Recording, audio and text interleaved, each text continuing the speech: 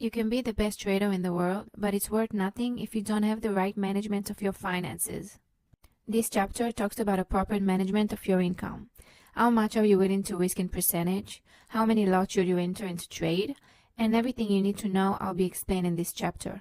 Let's say we have a portfolio of $100,000 and we want to risk 0.5%. We will risk $500. Let's say we want to risk 1%. We will risk $1,000. It's pretty simple. So for example, let's say we have $100,000. If we enter a trade and it reaches 5R, it means that if we risk 0.5%, we earn $2,500. If we enter a trade and it reaches 5R and we risk 1%, we earn $5,000. I want my reward ratio to be at least 5. Less than that will not increase my portfolio significantly. You have to decide how much you're willing to lose in a day and how much you're willing to gain in a day. If you choose to risk 0.5% of your balance and it is, for example, $100,000, you can enter into one transaction in which you risk $500 or 2 transactions, each of them risk $250. Divide it however you like. The main thing is that you know when to stop. The financing companies in our profession are an amazing advantage for those who want to progress in their own pace. And you don't need to take out loans or invest all your saving. You invest a nominal amount and go through several steps in order to qualify for financing.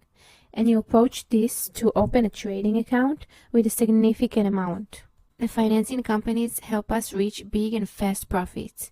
Of course, I can also trade with only $100, but it will take me a very long time to profit significantly. When I have a financing from a certain company of $100,000, for example, and I did 8R at risk of 0.5%, I made $4,000.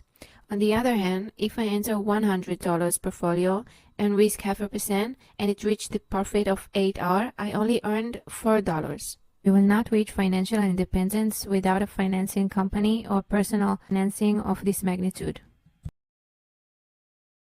Break-even is designed to maintain our balance and our profitability.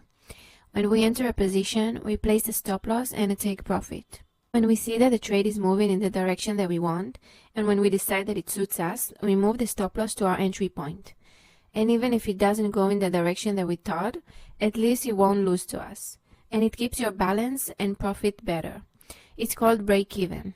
I use break-even when the trade reaches at least 3 Rs, no less than that. Sometimes the graph goes up and down and makes up for imbalances, and also from my experience, 1 or 2 R is stressed and doesn't show confidence in your methods. This 3 R already shows some kind of positive trend in the direction that we're heading. This confirms that we're in the right direction and the stop loss can be moved to the entry. Some people move the stop loss each time further and further as the trade goes in the direction that they want. It's called trailing. I personally don't do it because it reduces my profit percentage. I am confident in my strategy. I worked for a very long time on concluding the profit and the risk I took in order to remain profitable over time. Whatever you decide, I'm with you. Everyone in what suits them. The graph moves and does whatever he wants. Sometimes he returns to make a profit and then continues in his direction. Any ups and downs like this can take me off the graph. I set a notification when it reaches a certain price. As part of our mindset as traders, we must be calm and peaceful.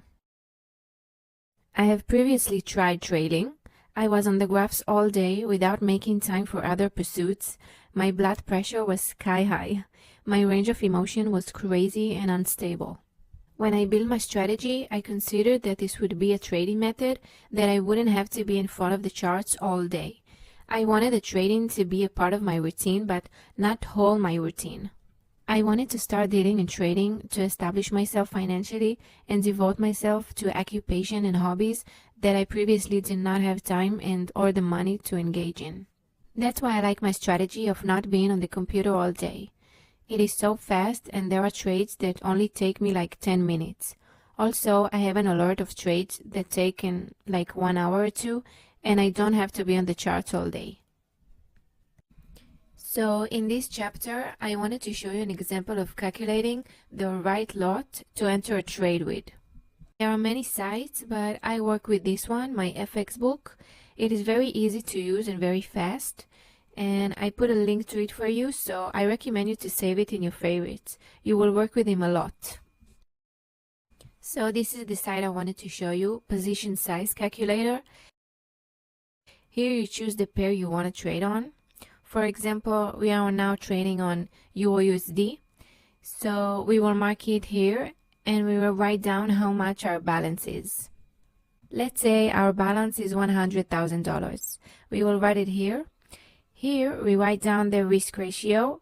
We also have the options to write down the amount we risk. For example, if I risk 0.5% of the amount of the case, I will write down $500 here. Here in the stop loss, I write down how many stop loss are written in the graphs according to what we have placed. For example, our stop loss is 4, so we write it here. Down here, it calculates all this data for us and tells us how many lots to enter our trade. And by the way, it also tells us how much we are risking in this trade. It is very convenient for everyday work. It is important to have a convenient tools like this. Always before every trade I enter, I calculate the lot here, and I also check myself here. I look and ensure that I'm risking according to the percentage that I decided. And you always check the amount of the lot that you gave, and also check the percentage that is written here to see that it matches. It is better to avoid small mistakes, which are not at all small later. Paying attention and making sure to work smart and orderly is important. Save the site in your favorites. I will later show you how to work with the site continuously while working.